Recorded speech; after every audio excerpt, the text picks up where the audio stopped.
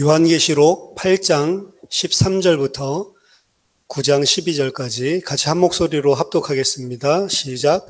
내가 또 보고 들으니 공중에 날아가는 독수리가 큰 소리로 이르되 땅에 사는 자들에게 화가 있으리니 이는 새 천사들이 불어야 할 나팔 소리가 남아있음이로다 하더라. 다섯째 천사가 나팔을 불매 내가 보니 하늘에서 땅에 떨어진 별 하나가 있는데 그가 무저갱의 열쇠를 받았더라. 그가 무저갱을 여니 그 구멍에서 큰 화덕의 연기 같은 연기가 올라오매 해와 공기가 그 구멍의 연기로 말미암아 어두워지며 또 황충이 연기 가운데로부터 땅 위에 나오매 그들이 땅에 있는 전갈의 권세와 같은 권세를 받았더라. 그들에게 이르시되 땅의 풀이나 푸른 것이나 각종 수목은 해하지 말고 오직 이마에 하나님의 인침을 받지 아니한 사람들만 해하라 하시더라. 그러나 그들을 죽이지는 못하게 하시고 5달 동안 괴롭게만 하게 하시는데 그 괴롭게 함은 전갈이 사람을 쏠 때에 괴롭게 함과 같더라. 그날에는 사람들이 죽기를 구하여도 죽지 못하고 죽고 싶으나 죽음이 그들을 피하리로다. 황충들의 모양은 전쟁을 위하여 준비한 말들 같고 그 머리에 금 같은 관 비슷한 것을 썼으며 그 얼굴은 사람의 얼굴 같고 또 여자의 머리털 같은 머리털이 있고 그 이빨은 사자의 이빨 같으며 또 철 호심경 같은 호심경이 있고 그 날개들의 소리는 병거와 많은 말들이 전쟁터로 달려 들어가는 소리 같으며 또 전열과 같은 꼬리와 쏘는 살이 있어 그 꼬리에는 5달 동안 사람들을 해하는 권세가 있더라.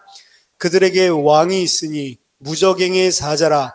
히브리어로는 그 이름이 아바돈이요 헬라어로는 그 이름이 아볼루온이더라. 첫째 화는 지나갔으나 보라 아직도 이후에 화 둘이 이르리로다. 아멘. 예, 오늘 7째 나팔재앙, 7가지 나팔재앙 두 번째 시간입니다. 이 가운데 오늘 본문은 5째 나팔재앙에 관한 것인데요. 이 5째 나팔재앙에 관한 것 한 가지만 같이 상고해 보도록 하겠습니다.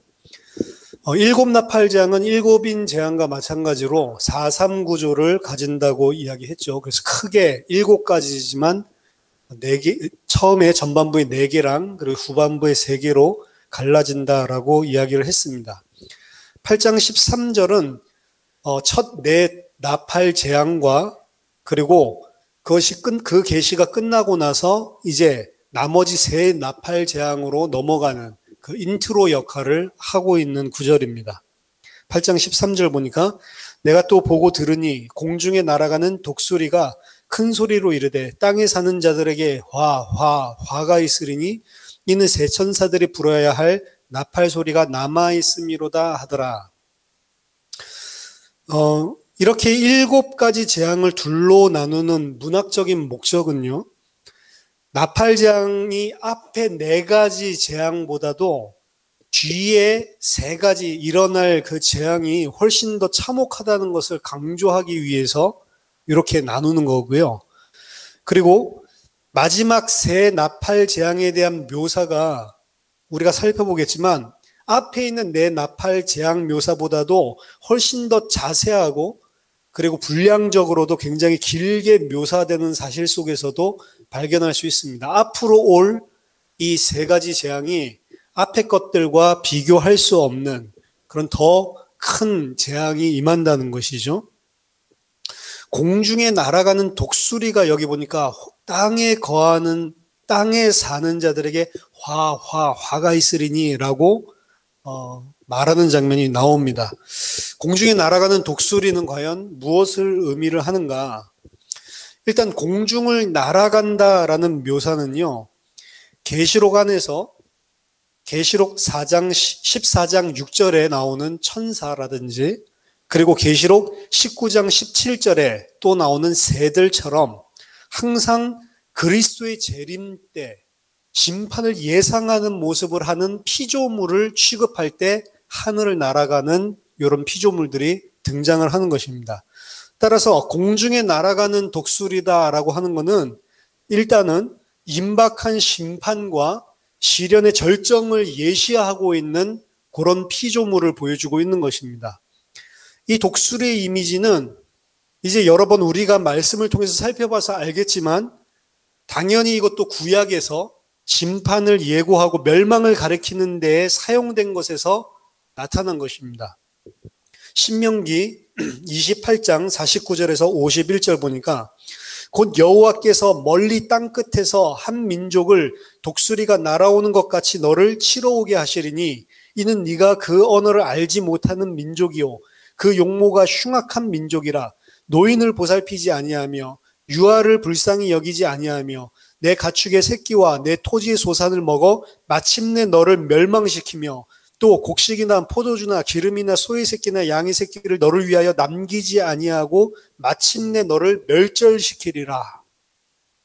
그러니까 이 독수리라고 하는 것은 땅 끝에서 오는 이방 민족, 그것도 이스라엘이 우상 숭배를 하고 하나님 앞에 심판을 받으려고 하는 그 시간표에 등장해서 하나님의 대리로 그 심판을 하는 그 존재를 독수리가 날아오는 것 같이 날아와서 너를 심판한다라고 이야기를 하고 있죠.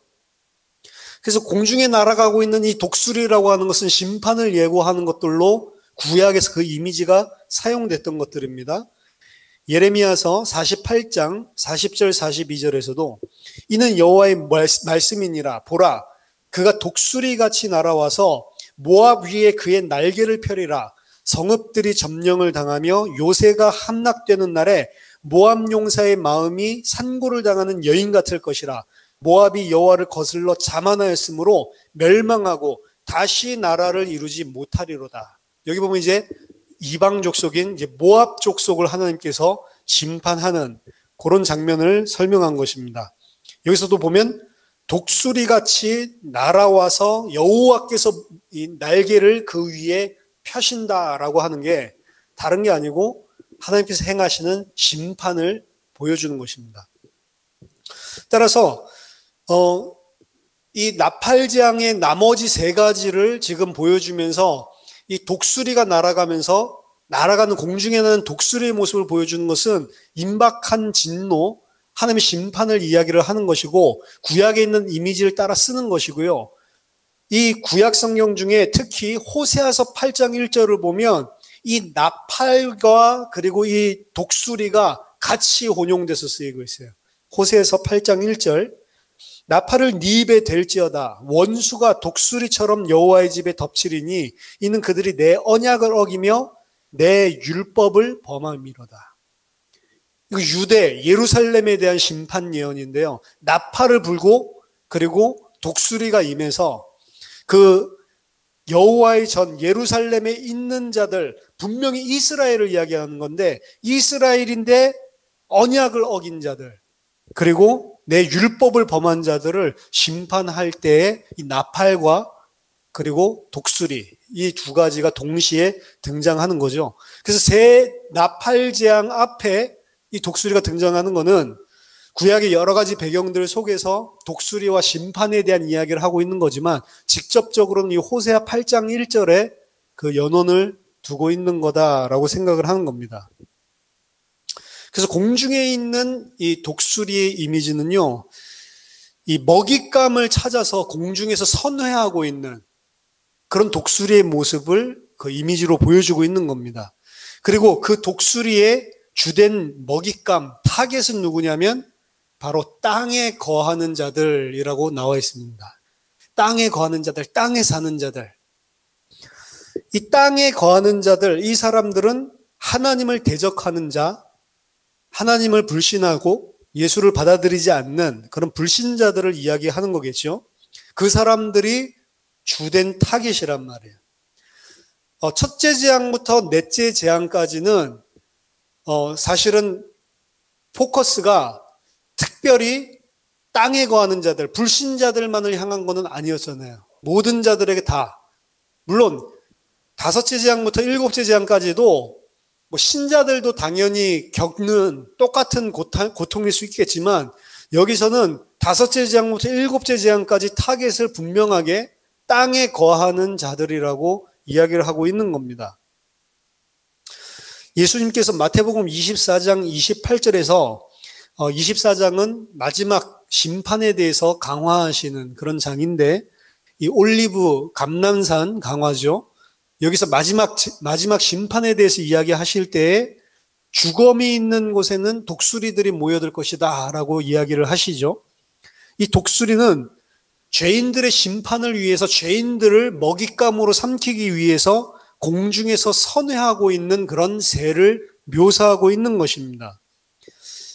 하지만 구약에서 이 새들에게 먹히게 되는 것은 이방인들 뿐만이 아니죠.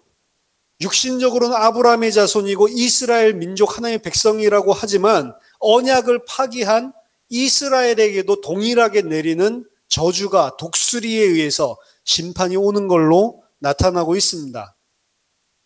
예레미야서 19장 7절에 보니까 내가 이곳에서 유다와 예루살렘의 계획을 무너뜨려 그들로 그 대적 앞과 생명을 찾는 자의 손에 칼에 엎드러지게 하고 그 시체를 공중의 새와 땅의 짐승의 밥이 되게 하겠다. 그러니까 언약을 파기한 이스라엘, 그 사람들은 땅에 거하는 자들과 별반 다를 바 없는 자들이죠. 이 자들을 심판할 때 그들의 시체를 땅의 짐승과 특별히 새가 항상 들어옵니다. 새의 밥이 되게 하겠다라고 이야기를 합니다. 이 독수리가 날아다니면서 공중에서 이야기한 것처럼 이 나팔재앙은 이제 더 이상 나팔재앙 이렇게 은유적으로 설명하는 것보다 화라는 것들을 이야기를 하고 있어요. 분명하게 이것은 화다라는 걸 명시하고 있습니다. 9장 12절 오늘 마지막 읽은 본문에는 첫째 화는 지나갔으니 보라 아직도 이후에 화 둘이 이르리다. 첫째 나팔, 두 나팔이 남았다 이렇게 이야기하지 않고 이거를 아예 나팔 소리를 아예 화로 바꿔서 이야기를 하고 있죠. 따라서 나머지 세 나팔재앙은 이전에 있었던 네 나팔과 그 강도에 있어서 큰 차이가 있음을 계속해서 이렇게 보여주고 있는 것입니다. 특히 오늘 5번째 나팔재앙에 대해서만 살펴보도록 하겠는데요. 여기 나오는 이 황충이 있죠. 쉽게 표현하면 메뚜기입니다. 메뚜기. 이 메뚜기들의 모양에 대해서 묘사한 부분을 두고 많은 사람들이 여러 가지 주장을 하고 그리고 상상을 합니다. 너무 희한하게 생겼죠?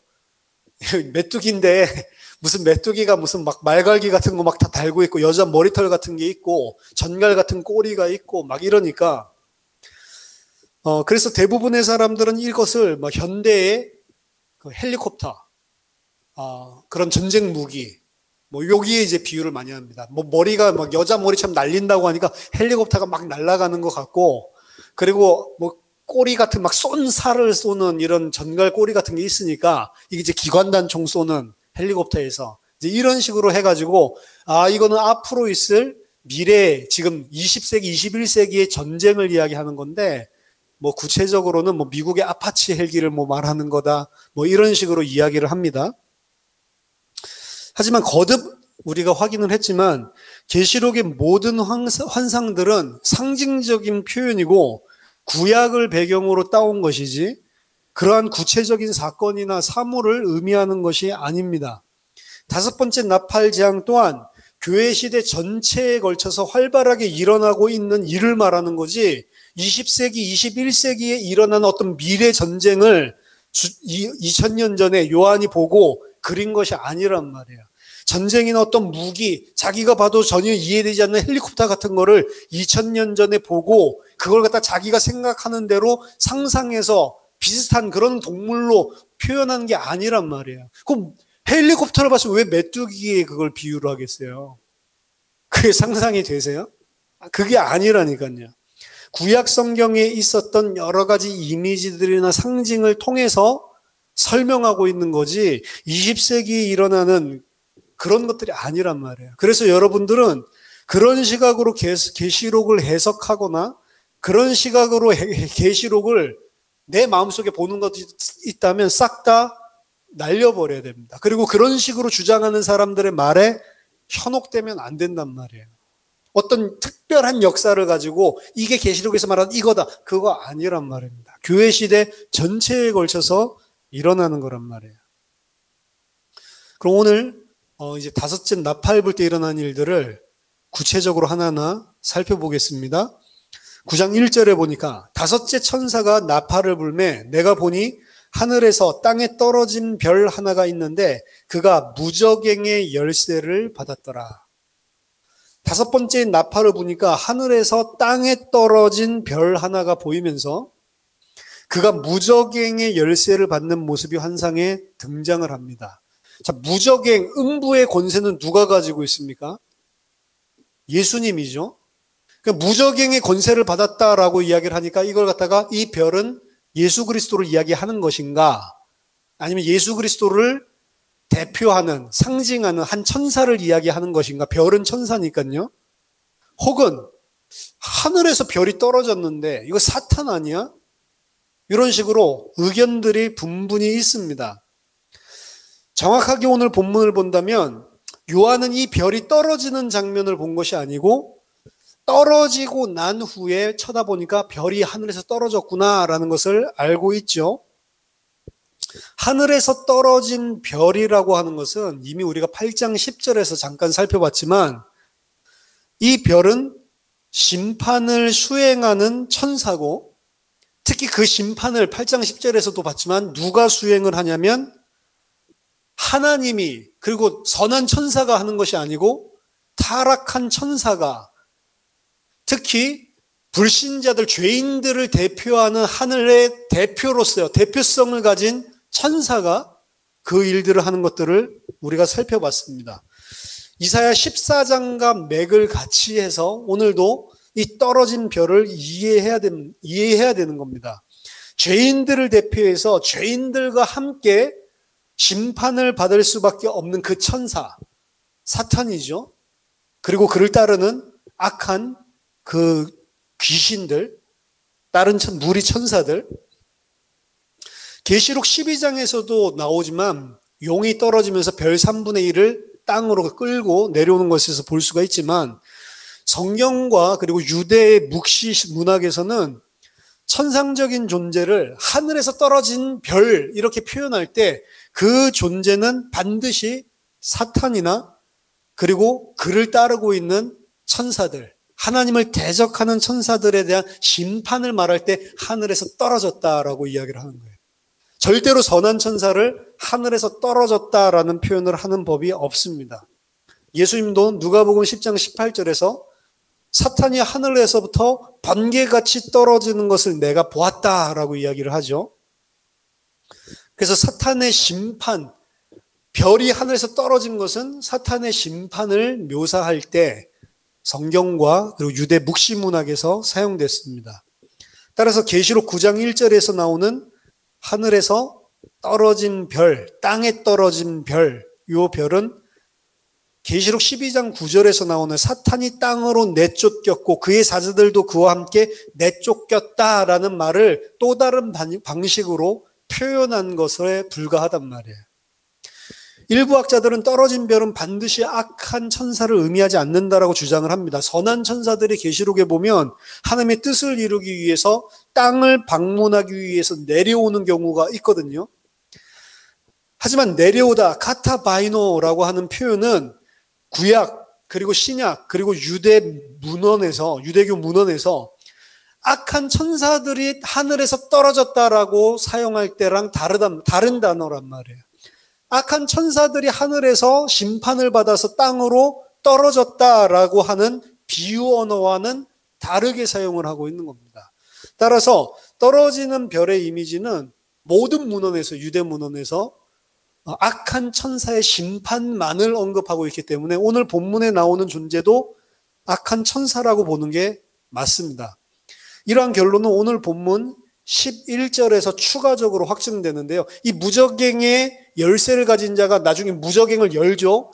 여니까 그 가운데서 이제 메뚜기들이 나오는데 11절에 보니까 그 메뚜기들, 그 황충들에게는 왕이 있으니 무저갱의 사자라. 히브리어로는 그 이름이 아바돈이요, 헬라어로는 그 이름이 아볼루온이라고 이야기를 하고 있습니다. 그러니까 이곳에서 무적행의 사자는 천사예요, 천사. 앙겔로스가 메신저, 사자로도 표현이 되고, 라이언이 아니고 메신저예요. 사자로도 해석이 되고, 그리고 천사로도 표현이 되는 같은 동일어입니다. 그러니까 무적행의 천사, 이 무적행의 천사가 뭐라고 불리냐면 메뚜기의 왕, 메뚜기들의 임금으로 불리고 있고, 아바돈과 아볼루온이라고 불리고 있죠. 아바돈은 파멸이라는 뜻이고 아볼루온은 파괴자라는 뜻입니다. 따라서 9장 1절에서 나오는 이 하늘에서 떨어진 천사는 이 11절을 보더라도 사탄이라는 사실이 분명하게 등장을 하는 거죠. 무적행과 메뚜기들 위에 주권을 행사하고 있는 이 천상적인 존재는 11절에 그들의 임금으로 불리우고 있습니다. 따라서 1절의 천사는 사탄 혹은 그의 하수인이라고 봐야 마땅한 것입니다. 이 천사는 악한 인류를 대표하고 그 역할은 인류에게 화를 촉발하는 거예요. 화를 일으키는 것입니다. 그는 무적행의 열쇠를 가지고 있습니다. 중요한 것은 그가 스스로 무적행의 열쇠를 가지고 있는 것이 아니고 그 열쇠를 받았다라는 표현을 하고 있는 것입니다. 하늘에서 떨어진 천사가 무적행의 문을 여는 주권을 가진 열쇠를 분명히 손에 쥐고 있는 것은 맞지만 그들은 그리스도께서 삼위 하나님께서 그렇게 할 수 있는 권세를 줬기 때문에 가지고 있을 뿐이지 하나님의 절대적인 주권 밖에서 이들이 하나님을 대적하는 행위로 그 열쇠를 쥐고 자기가 하고 싶은 대로 하는 게 아니라는 말입니다. 따라서 모든 그들의 활동은 다 삼위 하나님의 주권 안에서 철저하게 일어나고 있음을 여기 요한계시록 9장에서 다시 한번 우리에게 확인을 시켜주는 겁니다. 악한 세력이 성도들에게 분을 내기도 하고 죽이기도 하고 핍박하기도 하고 성도들은 그걸 당하기도 하는데 그 모든 것들은 다 하나님의 주권 아래에서 허락하신 것이고 하나님은 이 모든 것을 다 하나님의 주권 가운데 허용하시면서 거대한 뭔가 목적을 이루기 위해서 활용하고 계시다라고 하는 것을 보여주는 것입니다. 따라서 이것은 사방으로 우겨쌈을 당하고 있었던 당시에 그리고 오늘날의 모든 기독교인들에게 어떠한 고난과 환난과 그리고 내가 예측하지 못한 어려움이 오더라도 그 가운데서 소망을 가질 수 있는 근본적인 기초가 되는 거라고 할 수 있어요. 하나님이 다 하신다니까요. 계시록 오늘 9장 12절 2절 3절 보니까 그가 무적행을 여니 그 구멍에서 큰 화덕의 연기 같은 연기가 올라오매 해와 공기와 그 구멍의 공기가 그 구멍의 연기로 말미암아 어두워지며 또 황충이 연기 가운데로부터 땅 위에 나오매 그들이 땅에 있는 전갈의 권세와 같은 권세를 받았더라. 자, 그가 무적행을 열 때 그 무적행 속에서 짙은 연기가 올라왔다라고 이야기를 하고 있죠. 그 짙은 연기는 큰 화덕의 연기 같은 연기라고 되어 있습니다. 큰 화덕이라고 하는 것은 용광로를 이야기하는 건데 큰 용광로에서 나오는 연기 같은 연기. 그게 피어올랐다. 그래서 그 연기가 해와 공기를 어둡게 하였다라고 이야기를 하고 있습니다. 해와 공기가 어두워지는 것은 이미 앞에서 봤지만 해가 어두워지는 것은 심판을 이야기를 하죠. 그래서 심판을 상징하는 일이 이 연기로 인해서 동일하게 일어나는 듯 합니다. 또한 온 땅을 뒤덮어서 이 땅을 어둡게 만드는 황충이 그 속에서 나옵니다.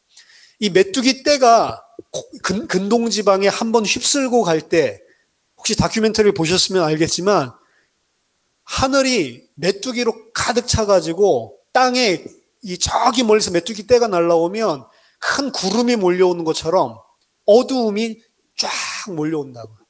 그러니까 쓸고 지나가면 남아나는 게 없습니다. 뭐 오래 있지는 않고 뭐 하루 이틀 정도 쫙 쓸고 나가는데 거의 모든 푸른 것들은 하나도 남아나질 않아요. 먹을 만한 것들은 싹쓸이를 하고 지나가는. 그 무적행에서 그 황충, 그 메뚜기 떼가 막 튀어나왔다는 겁니다. 그 메뚜기 떼 또한 이 땅을 어둡게 덮는 그런 심판의 모습들을 보여주고 있는 것입니다. 따라서 큰 화덕, 용광로에서 나오는 연기는 심판과 연결되어 있는 것처럼 보이는 것이고요. 하지만 이 연기를 묘사함에 있어서 큰 화덕에서 나오는 연기 같은 연기라는 표현을 썼습니다. 이 큰 화덕에서, 이 연기는 연기인데 어디에서 나오는 거예요? 큰 용광로에서 나오는 연기 같은 연기라고 이야기를 하고 있는데요. 연기라고 하는 것은 구약 성경에서 구름이나 연기, 이 두 가지는 항상 하나님의 임재, 하나님의 영광을 상징하는 것입니다. 근데 오늘 이 사탄적인 존재가 무적행을 열어주고 그 안에서 막 이 황충들도 다른 거 악한 귀신들, 악한 천사들을 이야기하는 겁니다. 그 뭘 상징하는 거냐면 이 땅의 악한 죄인들을 상징하는 거예요. 천사들 하니까 이 또 악한 천사 그렇게 생각하기 쉬운데 그 천사가 이 땅에 있는 사람들을 대표하는 상징으로 요한계시록에서 계속 보여주고 있다고요. 그런데 이 악한 천사가 무지갱을 열 때 이 황충들과 함께 연기 같은 이 화덕의 연기 같은 연기가 올라와서 해를 어둡게 만들면서 다섯째 나팔장의 화가 이 땅에 확 임하게 되죠. 이것은 하나님의 임재하실 때 나타나는 연기가 아니잖아요. 분명히 연기인데 하나님의 임재로 하나님이 계시다고 하는 것을 하나님의 영광을 나타내는 그 구름과 연기와는 다른 출처가 있는 연기인 것입니다. 그런데 그 연기가 행하는 짓을 보면 하나님이 하시는 것과 이 방불한 일들을 한다고 사실. 그렇죠? 하나님께서 하시는 것들과 거의 방불한 일들을 펼치고 있는 모습들입니다. 하나님이 하시는 것이 아닌데 그 연기 같은 연기가 거짓으로 속임수로 그 화가 이 땅에 미치게 되는 것들을 보여주고 있습니다. 그 연기 같은 연기, 가짜 연기로 말미암아서 해가 어둡게 되고 그리고 어두움이 임하게 되는데 신약성경 전체와 특히 요한 문서에서 어두움이라고 하는 것은 영적으로 눈이 멀었음을 상징하는 거예요. 그러니까 이 연기 같은 연기가 어두움을 가지고 오는 것은 하나님의 심판인데 이 연기 같은 연기가 실제로 행하는 것은 뭐냐면 어떻게 하나님의 심판이 이 땅에 거하는 자들에게 오게 만드냐면 그들의 영안을 어둡게 만들어서 영적으로 그들이 눈을 뜨지 못하게 만들어서 그들에게 고통을, 고난을, 죽음을 가지고 오는 것입니다. 따라서 이 다섯 번째 나팔 재앙으로 인해서 온 세상의 사람들은 영적으로 눈이 어두워지고 속음으로 말미암아서 그 결과 고통과 슬픔 가운데 이르게 되는 거예요. 그러니까 이 사탄이 앞으로 지금 이 나팔재앙 오늘 다섯 번째에서 이야기하는 게 앞으로 제가 서론에서 설명드렸었던 새 짐승, 용과 땅에서 올라온 짐승과 바다에서 올라온 짐승, 삼위 하나님을 모방해서 속이는 자들이죠. 그러니까 지금 연기를 가지고 사람들 눈을 어둡게 만들고 이렇게 하는 것이 고통, 메뚜기가 쓸고 와가지고 극한 막 고난을 줘가지고 이들이 고통 가운데 빠지게 하는 것도 있겠죠. 전쟁을 일으키고 기근을 가져오고 참혹하게 만들어가지고 이 사람을 죽이게 만들고 고통스럽게 만드는 그런 것들이 있겠죠. 그런데 또 한 가지 중요한 건 속임수도 함께 끼어 있다는 거예요. 이 연기 안에는. 사람들의 눈을, 영적인 눈을 가려버려서 이 사람들이 고통 가운데 죽게 만드는, 고통 가운데 거하게 만드는 그것이 두 가지가 다 함께 내포되어 있는 게 지금 이 무적행에서 올라오는 메뚜기와 연기의 모습이라는 겁니다. 이때 메뚜기로 묘사된 마귀와 같은 존재들이 연기나는 무적행으로부터 땅으로 나오죠. 그들은 권세를 받았습니다. 권세를 받았는데 그 권세는 제한적인 것들이었어요. 그렇죠? 또 황충이 연기 가운데부터 땅 위에 나오며 그들이 땅에 있는 전갈의 권세와 같은 권세를 받았더라. 이들 또한 자기네들이 스스로 그 권세를 가지고 있는 게 아니고 하나님으로부터 허락된 권세 안에서만 움직일 수가 있는 거죠. 4절에 그들에게 이르시되 땅의 풀이나 푸른 것이나 각종 수목은 해하지 말고 오직 이마에 하나님의 인치심을 받지 아니한 사람들만 해하라 하시더라. 그러니까 무엇을 해야 할지도 하나님이 한계를 정해주는 것을 분명히 볼 수 있습니다. 9장 7절부터 보면은 이 황충들에 대한 묘사를 되게 상세하게 하고 있는데요. 7절에 황충들의 모양은 전쟁을 위하여 준비한 말들 같다라고 이야기를 하고 그 머리에 금 같은 관 비슷한 것을 썼으며 그 얼굴은 사람의 얼굴 같고 또 여자의 머리털 같은 머리털이 있고 그 이빨은 사자의 이빨 같으며 헬리콥터 생각하지 마세요. 철 호심경 같은 호심경이 있고 완전 헬리콥터인데 그 날개들의 소리는 병거와 많은 말들이 전쟁터로 달려 들어가는 소리 같으며 또 전갈과 같은 꼬리와 쏘는 살이 있어 그 꼬리에는 5달 동안 사람들을 해하는 권세가 있더라. 기간도 정해져 있죠. 5달 동안 해하는 권세가 있다. 기간도 하나님이 정하셨고 무엇을 해할 수 있는지 범위도 하나님께서 정해줬습니다. 그렇게 하나님께서 정해주신 권세 안에서 이 전갈이 쏘는 것 같은 그런 권세, 사람들을 해할 수 있는 권세를 받은 거죠. 자, 도대체 이 황충들의 모습은 도대체 이 뭐냐? 무슨 메뚜기 여러분 아시죠? 메뚜기가 무슨 여자 머리털 같은 게 있고 메뚜기가 무슨 이빨들이 뭐 그렇게 뭐 단단한 사자 같은 이빨이 있고 이해가 안 되죠?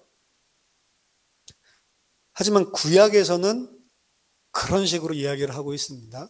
자, 요엘서에는 이 메뚜기 재앙이 사중으로 등장을 하는 그런 예언서가 선지서가 요엘서입니다. 요엘서 1장 4절을 보면 팥중이가 남긴 것을 메뚜기가 먹고 메뚜기가 남긴 것을 느치가 먹고 느치가 남긴 것을 황충이 먹었도다. 이게 다 지금 메뚜기과들이거든요.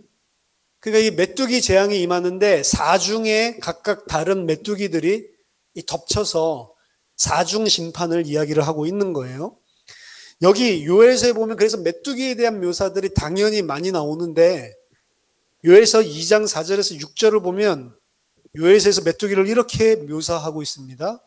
그의 모양은 말 같고 그 메뚜기의 모양이 말 같대요. 그의 모양은 말 같고 그 달리는 것은 기병 같으며 그들이 산꼭대기에서 뛰는 소리는 병거 소리와 같고 불꽃이 건불을 사르는 소리와도 같으며 강한 군사가 줄을 벌이고 싸우는 것 같으니 그 앞에서 백성들이 질리고 무리의 낯이 변하리로다. 메뚜기를 쳐다보는데 그 메뚜기의 모습이 너무나 두렵고 무서워서 사람들이 낯이 질리고 두려움에 떤다라고 이야기를 했는데 그 메뚜기의 모양을 강한 말을 탄 기병들이 전쟁 대적해서 올라오는 그것도 메뚜기가 떼로 다니잖아요. 엄청난 기병대들이 이 덤벼드는 그런 모습을 메뚜기 재앙으로 표현을 하고 있는 겁니다. 이게 상징적으로 그렇게 표현을 하는 거예요. 머리털이라고 하는 것은 여자의 머리털이라는 말갈퀴를 이야기를 하는 거고 이 말이라고 하는 것은 이 기병대의 모습 이런 구약에서 사용된 지금 요엘서만 읽었지만 다른 곳에도 다 등장을 합니다. 말같이 계속 메뚜기들을 표현한단 말이에요. 또한 1장 6절을 보세요. 그 이빨은 사자의 이빨 같고 그 어금니는 암사자의 어금니 같도다. 이것도 메뚜기를 묘사하고 있는 거예요. 메뚜기의 이빨이 사자의 이빨 같고 그 어금니는 암사자의 어금니 같도다. 그 메뚜기 이빨이 그렇게 안 생겼잖아요. 그러니까 뭘 표현하는 거냐면 이 메뚜기로 하나님께서 너희들에게 재앙을 내리겠다라고 하는 그 심판이 얼마나 엄미하고 두려운 것인가. 왕이 사자가 내리는 심판이고 그 사자 앞에 아무도 대적할 자가 없다라는 것을 상징적으로 보여주는 표현으로 구약에서 활용한 거를 요한은 그대로 가져다가 쓰고 있는 거란 말이에요. 뭔가를 보고 저거 메뚜기 같이 생겼는데 그래서 하는 게 아니고 구약에서 하나님의 심판을 사용한 것들 이미지를 그대로 따다 쓰고 있는 거라고요. 후기 유대교 문헌들에서도 애굽에 재앙을 내렸던 그 메뚜기 재앙이죠. 그것을 사자의 이빨이라고 이야기를 했어요. 그러니까 메뚜기 재앙을 사자의 이빨로 표현하고 강력한 이빨로 표현하는 것은 구약 성경에도 그리고 유대교 문헌에도 곧잘 등장하고 있는 공유된 이미지였단 말이에요. 또한 구약 성경 안에서도 이런 특성들을 말로, 이 메뚜기를 말로 표현하는 그런 것들이 무수하게 많습니다. 여러분들이 말 찾아보세요. 혹은 메뚜기, 황충 찾아보세요. 그러면 그 메뚜기, 황충을 말로 묘사하고 있는 곳이 무수하게 많습니다. 한 군데만 예를 들어드리면 욥기 39장 19절에서 25절. 말의 힘을 네가 주었느냐? 그 목에 흩날리는 갈기를 네가 입혔느냐? 네가 그것으로 메뚜기처럼 뛰게 하였느냐? 말을 설명을 하는데 그 말을 메뚜기랑 똑같이 표현을 하고 있죠. 그러니까 메뚜기라고 하는 것과 말의 이미지를 우리는 그렇게 안 가지고 있잖아요. 메뚜기 말 비슷하다. 우리는 전혀 그걸 안 가지고 있는데 이 이스라엘 히브리 사람들에게는 그게 굉장히 같은 이미지로 박혀 있나 봐요. 왜냐하면 우리나라에는 메뚜기 재앙 같은 게 없잖아요. 황충 재앙 같은 것들을 우리나라는 볼 수가 없습니다. 근데 그 사막 지역 그리고 근동 지방에서 메뚜기 떼들 날라올 때 그 공포는 대단한가 봐요. 그러니까 그것들이 마치 기병대들이 완전히 그 함락시키고 성을 그리고 그 도시를 완전히 짓밟기 위해서 오는 그런 군대 같은 그런 날개 파닥파닥거리는 그 소리 자체가 말굽 소리 같은 그런 걸로 묘사하고 그만큼 두려워했었던 그런 배경들 가운데서 그들만의 문화 속에서 생긴 이런 상징적인 이미지 같아요. 우리는 이제 그런 이미지가 현대에 없으니까 특히 서구에서 크리스찬들이 발전하면서 이걸 갖다가 무슨 예언을 한 거다, 무슨 노스트라다무스 예언한 것처럼 그렇게 푸는 게 문제인 것이죠. 특히 성경 주석가들은 오늘 우리가 읽은 그 9장 7절에서 10절에 나오는 이 메뚜기의 묘사가 셈족들이 이야기하는 전통들 가운데 후기에 드러나는 메뚜기의 실제 모습을 보여준 것들, 그것을 그대로 따서 쓰는 거다라는 것까지도 밝혀냈습니다. 그래서 셈족들이 후기에 메뚜기가 두려워서 그런지 굉장히 메뚜기를 과장해서 표현하는 것들이 있었단 말이에요. 그걸 그대로 차용해서 활용하는 거다. 뭐라고 되냐면 그들의 머리는 말들과 같다라고 이야기를 했고 그들의 머리칼은 실제로 어디에 해당되는 거냐면 메뚜기의 더듬이에 해당하는 거라고 합니다. 그리고 그들의 무시무시한 이빨은 5개월 동안 파괴적인 효과를 나타내는 이빨은 아까 전에 말한 것처럼 구약에 있는 그런 이미지들 속에서 자연스럽게 사자의 이빨로 녹아 있었던 것이고요. 질주하는 메뚜기의 소리는 마병대의 말발굽 소리 같이 날개 파닥거리면서 날아오는 거거든요. 그리고 철호심경은 그 메뚜기의 가슴에 있는 갑옷과 같이 생긴 비늘, 그것을 철호심경으로 후기 셈족에서 이 사람들이 그렇게 묘사를 했단 말이에요. 메뚜기의 얼굴을 머리에 관을 쓴 사람의 얼굴에 비교를 한 것은 이게 마귀적인 존재, 사탄, 이 지옥의 왕, 여기 보면 아볼루온, 아바돈이라고 이야기하는 그들의 임금, 사탄, 요거를 상징하는 특성을 상기시키기 위한 것이다 라고 이야기를 하고 있습니다. 따라서 구약의 이러한 이미지들과 히브리 사람들이 가지고 있었던 그리고 셈족 부대 문화에서 보여주고 있는 이러한 전체적인 이런 상징적인 표현을 무시하고 이것을 현대의 전투복 이야기를 하는 거다. 메뚜기 색깔, 위장복 색깔, 그리고 헬리콥터다. 이게 탱크다. 이런 식으로 철갑차다. 이런 식으로 현대의 무기의 메뚜기의 모델을 찾으려고 하는 시도는 해석적인 오류라고 볼 수가 있습니다. 한마디로 말하면 다 몰라도 돼. 그냥 무적행에서 올라온 황충, 즉 마귀, 귀신들에 대한 묘사를 하고 있는데 그들이 굉장히 사납고 파괴적이고 두렵고 사람들이 상상할 수 없는 보고 두려움에 떨고 낯빛이 변한다라고 요엘서에서 이야기했던 것처럼 그만큼 무시무시한 재앙과 화를 가지고 오는 그런 존재로 묘사를 하고 있는 거예요. 따라서 이 메뚜기 묘사는 뭔가 신형 무기, 아파치 헬기 같은 것이 아니고 구약의 메뚜기 재앙을 모티브로 해서 발전시킨 그런 모습을 인용하고 있는 것입니다. 더 중요한 것은 그 메뚜기 같은 귀신들, 사탄적인 존재, 혹은 그들은 뭘 상징하고 있다고? 이 땅의 죄인들, 그들을 통해서 이 땅에 오는 고통과 고난, 재앙, 화가 도대체 뭐냐는 거죠. 그 메뚜기들에 의해서 전갈과 같은 권세, 즉 전갈과 같은 권세라고 하는 전갈이 그 먹잇감을 돌 싸가지고 마취시켜 놓고 그 위에서 마음껏 자기가 가지고 놀고 부리는 권세를 이야기하거든요. 전갈이 먹잇감에게 권세를 부리는 것과 같은 그러한 권세를 받았는데 과연 그 먹잇감이 누구냐? 그 희생양들이, 그 희생자들이 누구냐? 9장 4절에서 5절, 땅의 풀이나 푸른 것이나 각종 수목은 해하지 말고 오직 이마에 하나님의 인치심을 받지 아니한 사람들만 해하라 라고 이야기를 하죠. 그러나 그들을 죽이지는 못하게 하시고 5달 동안만 괴롭게 하시고 그 괴롭게 함은 전갈이 사람을 쏠 때의 괴롭게 함과 같더라. 전갈이 사람을 쏘면 극심한 독성 때문에 고통을 느낀다고 합니다. 심하면 죽기도 하고요. 자, 이 메뚜기들의 희생자는 하나님의 인침을 받지 아니한 사람들입니다. 애굽의 10가지 재앙에서는 메뚜기가 쓸고 가는 메뚜기 재앙이 언제 일어나냐면 우박 가지고 하나님께서 밭의 채소들을 쳤을 때 그때 여전히 남아있던 상하지 않은 밭의 채소나 그리고 나무 열매를 메뚜기가 와가지고 싹 다 쓸어가서 그때 애굽에 더 이상 밭의 채소나 푸른 것은 하나도 남아있지 않았다라고 표현을 하고 있거든요. 하지만 오늘 계시록에서는 메뚜기는 땅의 풀이나 푸른 것들은 이미 3분의 1을 앞에 네 재앙에서 쳤죠.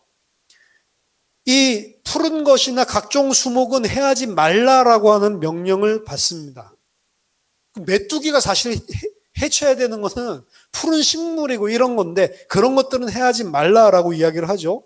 오직 그가 해치는 것은 믿지 않는 사람들 뿐이라고 되어 있어요. 이마에 짐승의 표를 가진 자들, 그 자들은 싹 다 해하라고 명령을 받은 것입니다. 처음 나팔재앙은 불신자들에게 직접적인 해를 가지고 온 것이 아니고 간접적인 해를 가지고 온 거예요. 신자든 불신자든 그 나누지 않고 간접적인 해. 어떻게 해요?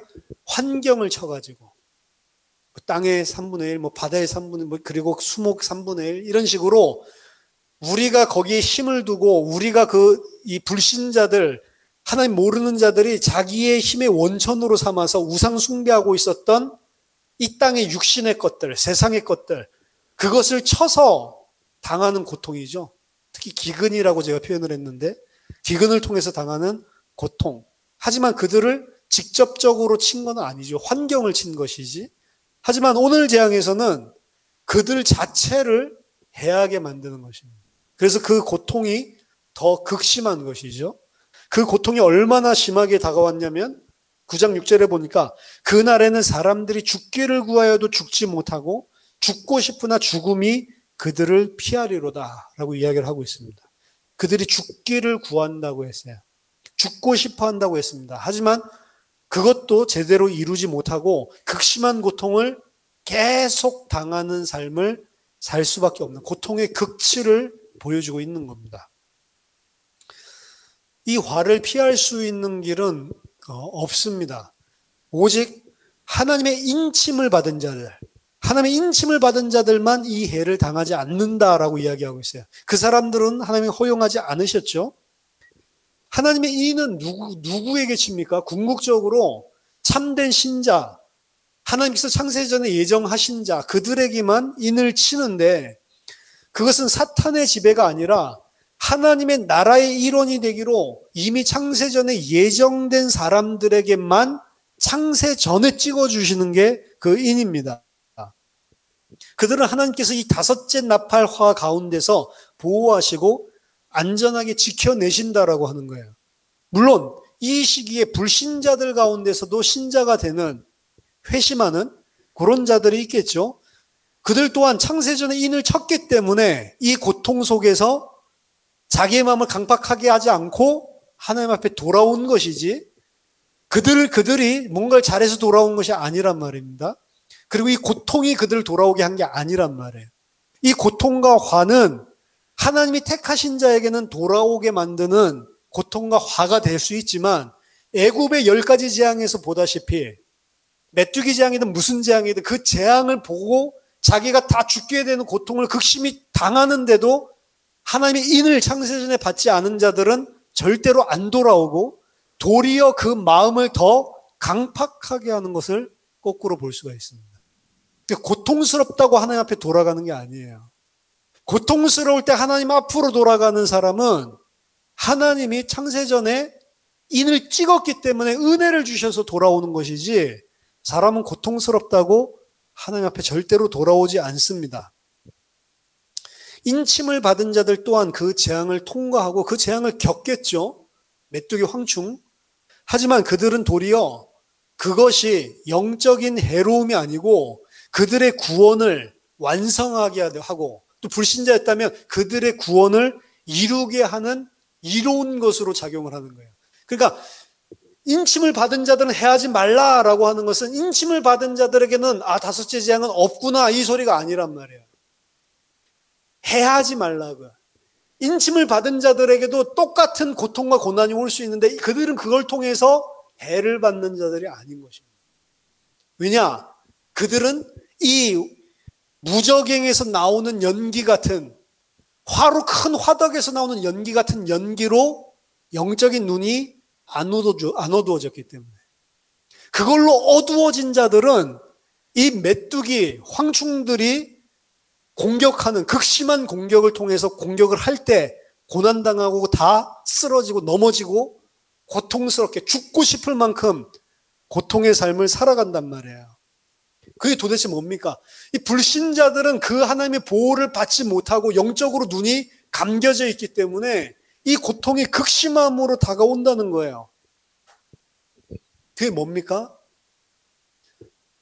다른 것이 아니고 이 고통이라고 하는 것은 스스로 불신자들이 만들어낸 우상 때문에 오는 고통을 이야기하는 겁니다. 설명을 해볼게요. 그 사람들은 한마디로 말하면 하나님과 단절된 이 땅에서 이 땅의 것들을 추구하고 있는 사람들이에요. 그것을 획득하기 위해서 이 땅에서 생을 걸고 뛰어가고 있는 사람들입니다. 그렇기 때문에 그들은 고통을 받아요. 그렇죠? 얻어야 되니까, 난 이게 있어야지 행복할 줄 알고 이 땅에서 뭔가를 얻기 위해서 죽을 똥 다 해가지고 달려가고 있는 사람들이니까 그 달려가는 과정, 그걸 획득하기 위한 과정이 너무나 힘들고 어렵습니다. 한 부류는, 거의 대부분이죠, 자기가 그렇게 원했던 것들을 획득도 하지 못해요. 이 땅에 사는 동안. 그렇기 때문에 늘 박탈감, 아무것도 얻지 못하고 내가 원한 걸 이룰 수 없는 것 때문에 오는 좌절감, 고통, 슬픔이 계속 나날이 그들 삶 속에 끊이지가 않는 겁니다. 왜? 저게 있어야지 내가 행복한 줄 아니까. 하나님이 아닌 이 땅의 것을. 그리고 어떤 자들은 열심히 그것을 획득하기 위해서 우상인 줄도 모르고 그게 하나님을 대적하는 걸 쫓아갑니다. 그리고 마침내 일부 사람들은 그 획득한 것을 얻어내죠. 얻어내는데 그 얻어낸 자가 만족하는 사람 없지만 만족했다고 쳐요. 만족한 그 사람도 결국에 가면 이것 때문에 내가 세상을 살았나, 이렇게 열심히 내가 그 피눈물 흘리면서 살았나 라고 하는 극도의 허무로 빠질 수밖에 없는 것입니다. 결국에 이 자들은 사탄이 이 땅에 뿌려놓은 이 연기 같은 연기, 가짜 연기, 하나님의 임재가 아닌, 하나님 아닌 다른 것을 가지고 영적 어두움에 처했기 때문에 자신이 그게 고통을 받는 길인 줄도 모르고 고통을 획득하기 위해서 고통 속으로 달려가는 거예요. 그렇게 사탄은 이 사람들을 속이는 것입니다. 그 거짓 행복, 거짓 목표를 갈구하는 마음이 극에 달하도록 사탄은 철저하게 인간들을 속이고 영적인 어두운 가운데 거하도록 만들고요. 결국 그것을 획득한 자는 그것이 참된 행복을 주지 못하기 때문에 또 다른 허무에 좌절하고 고통 가운데 빠져들게 만드는 겁니다. 획득하지 못한 자는 못했기 때문에 낙담과 낙심으로 인해서 그것이 없으면 고통스러울 수밖에 없다라는 그 두려움에 철저하게 고통당하고 죽고 싶게 만드는 거예요. 이게 수능 시험 못 보면 자살하는 겁니다.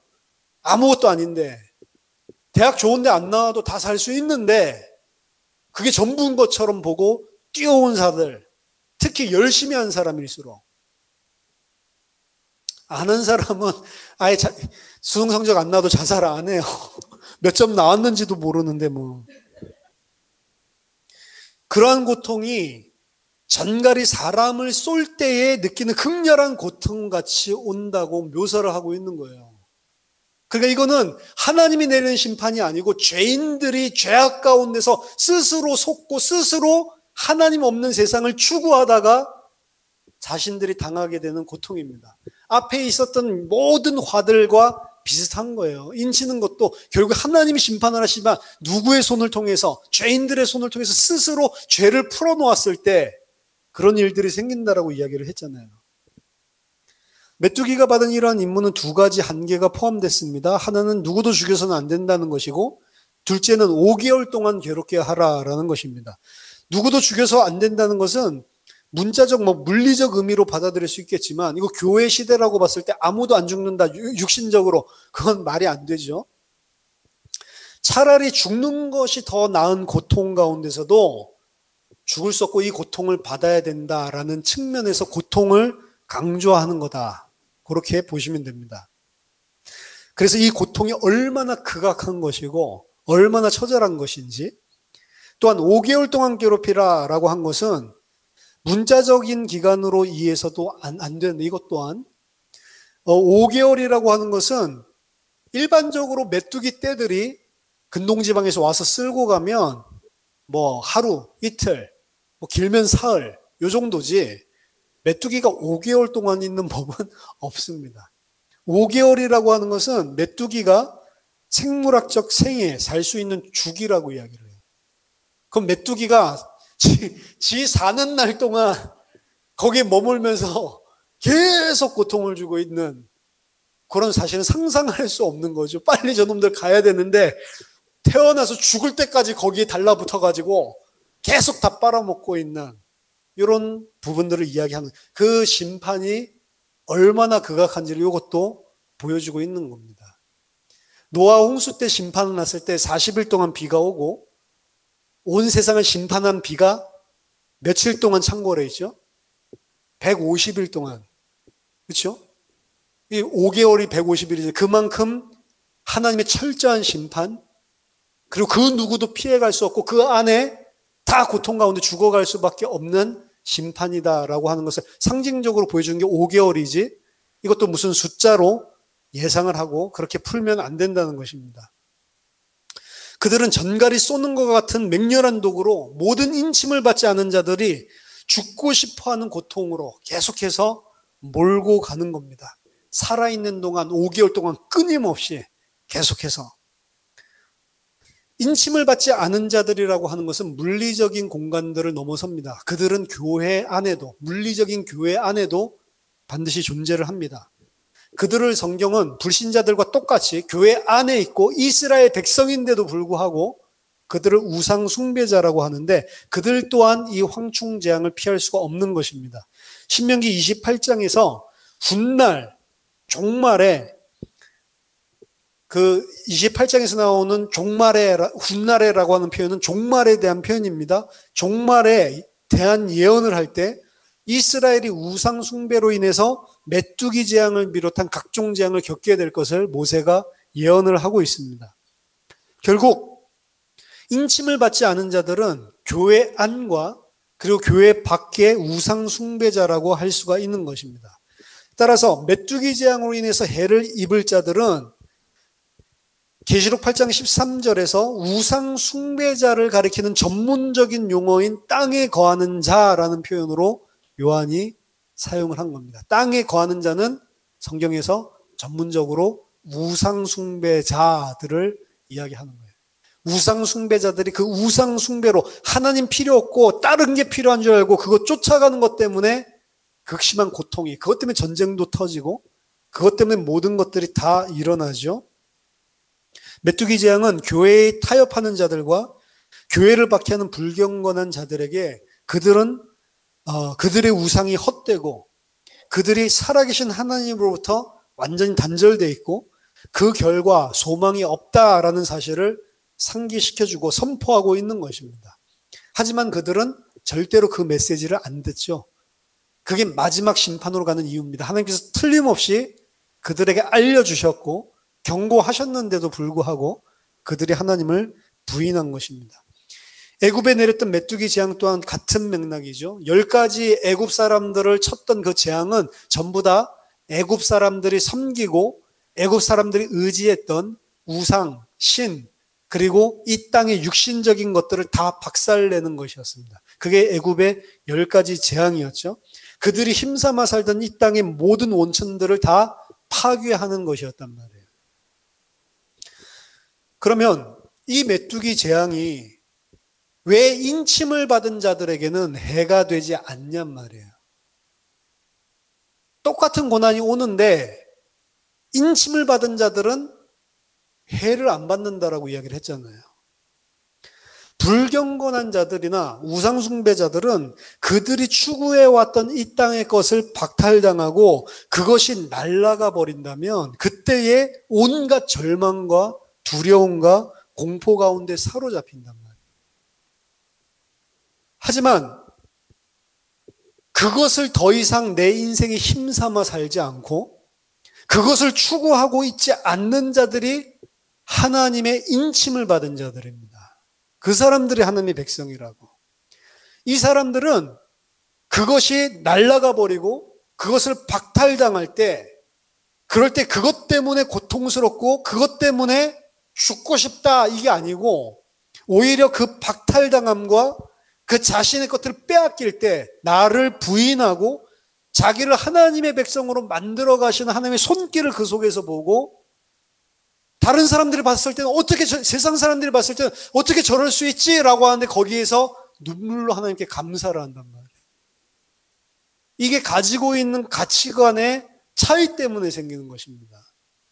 하나님이 보호해 준다고 해서 하나님은 그들에게 당하는 모든 재앙과 화를 하나도 안 당한다, 육신적, 물리적으로 그 소리가 아니고 하나님의 인침을 받은 자들은 자신을 박탈당하고 자기가 가지고 있던 우상을 하나님께서 전부 다 빼앗아 가실 때 그때 도리어 하나님께서 이렇게 나를 하나님의 백성으로 온전케 해나가시는구나 라고 하는 것을 바라보면서 감사하고 심지어 눈물까지 흘리고 그 죽음 가운데서도 말도 안 되는 기쁨을, 환희를 누리는 거란 말이에요. 모든 것을 다 내려놓고 빼앗기는 속에서 하나님의 손길을 느끼는 자, 그 사람이 바로 하나님의 어린 양의 인치심을 받은 자입니다. 그게 아니면 절대로 그렇게 할 수 없어요. 우리는 우리 자신을 부인할 수 없고 내가 이 땅에서 힘삼아 사는 것을 절대로 포기할 수 없거든요. 그것이 무엇이든 간에, 가족이든 간에, 재산이든 간에, 명예든 간에, 건강이든 간에, 무엇이든 간에 내가 가지고 있는 그걸 빼앗길 때마다 원망과 두려움과 절망과 그 안에 모든 하나님을 원망하는 것들이 섞여 있는 거죠.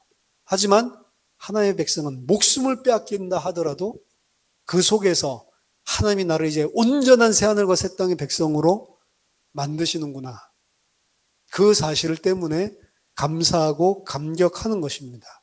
그 사람이 바로 인치심을 받은 자입니다. 그들은 그 속에서 감사의 눈물로 그리스도의 은혜에 감격하는 것입니다. 따라서 연기 같은 연기, 황충이 전갈과 같이 쏘고 있는 것이 그들에게는 하나도 아프지 않은 것입니다. 불신자들에겐 그 쏘는 것이 인생 전체가 죽고 싶을 만큼 고통스러운 거지만 이 하나님의 인침을 받은 자는 그 분명히 똑같이 쏘는데 오히려 그 속에서 나를 부인하고 하나님의 백성으로 세워주는 게 하나님의 인침을 받는 자들이니까요. 그러니까 이 독수리가 처음에 나오면서 화가 있도다. 누구에게? 땅에 거하는 자들에게. 근데 중요한 것은 이 독수리는 하나님의 백성에게는 뭐냐? 하나님의 백성을 그 독수리의 등에 얹혀서 하나님의 땅, 약속하신 땅으로 날아가는 하나님의 백성을 하나님의 땅으로 인도하는 보호하고 그들을 인도하는 역할을 하는 게 독수리란 말이에요. 애굽에서 출애굽한 이스라엘을 표현할 때 출애굽기 19장에서 내가 너희를 독수리가 그 등에 업고 난 것처럼 너희를 내 등에 업고 너희를 구원해냈다라고 이야기를 하잖아요. 그렇기 때문에 이것이 이 땅에 거하는 자들, 우상 숭배자들에게는 화이지만 이 똑같은 것이 인침을 받은 자들에게는 구원을 완성하고 하나님의 땅으로 인도하는 독수리의 등허리가 되는 거란 말이에요. 독수리의 날개가 되는 거라고요. 이게 5번째 나팔 심판에서 나오는 재앙의 내용이고 그리고 이 속에서 어떻게 하나님의 인치심을 받는 자들이 보호받을 수 있는가라고 하는 의미입니다. 저와 여러분들은 이 5째 나팔은 특별한 때에 일어난 게 아닙니다. 교회 시대 전체, 우리 인생 전체에 일어나고 있는 일입니다. 이 속에서 나를 하나님의 인침을 받은 자로 발견하시기 바랍니다. 무엇을 박탈당하고 무엇이 안 되고 내 뜻대로 안 되어질 때 전갈에 쏘이는 것처럼 극심한 고통을 당하는 것 같은 그 쏘임을 당했을 때 사탄은 우리를 그 전갈과 같은 도구로 우리에게 권세를 부리고 사탄 전갈에게 붙잡힌 먹이 앞에서 완전히 가지고 노는 권세를 부리지만 예수님은 뱀과 전갈을 밟으며 원수의 모든 능력을 제어할 수 있는 권세를 너희에게 줬다라고 이야기합니다. 그렇죠? 그 권세가 뭐냐?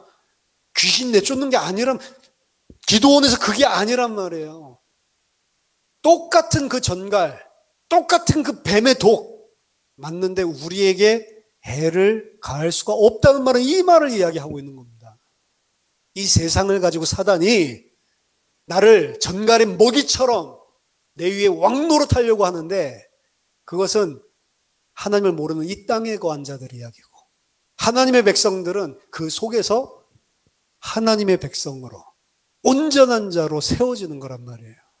저와 여러분들이 끝까지 승리하시고 어떤 속에서도 인침을 받은 자로 하나님 앞에 서게 되기를 예수 그리스도 이름으로 축원합니다. 기도하겠습니다. 하나님 감사합니다. 그 어떠한 고통, 환난, 문제, 사건들이 있더라도 그 속에서 하나님의 백성으로 온전하게 세워지는 주의 백성들로 저희들을 인도하여 주시고 저희들에게 날마다 그 은혜를 허락해 주시옵소서. 알지 못하도록 우리를 영적으로 혼미케 하는 모든 세상의 가치 기준들이 오늘 이 밤에 다 무너지도록 주의 성령께서 예수 그리스도의 강력으로 내 안에 역사해 주시옵소서. 살아계신 주 예수 그리스도 이름으로 기도하옵나이다. 아멘.